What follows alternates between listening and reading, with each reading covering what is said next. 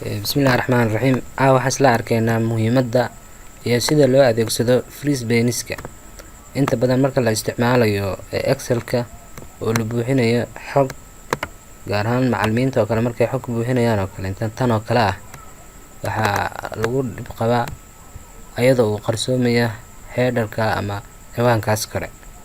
oo macallinka markuu tago hoos oo kale ardayga hoos u buuxinayo maadada uu qorayo waxa laga yaabaa inuu ku wareero si uu u arkana haddana uu dib u soo noqdo kor imaado markaas uu yiraahdaa xisaab weeye xisaabta uu buuxiyay ardayga.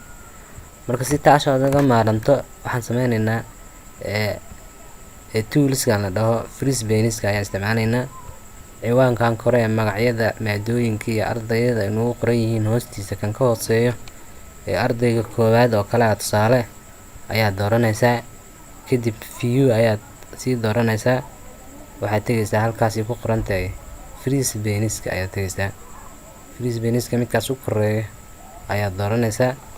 hadda haddii aad hoos u socotay haddii aad kor u socotaba xogtaada ama ciwaankaas kore ee magacyada maadooyinku u qoran yihiin wuu ku taagnaanayaa. wixii aad rabtana waad ku buuxin kartaa adigoo rafaasida aad arkayso oo ka ilaa hoos baad soconaysaa. maadooyinkii weli waa ku taagan yihiin kaama qarsoomin.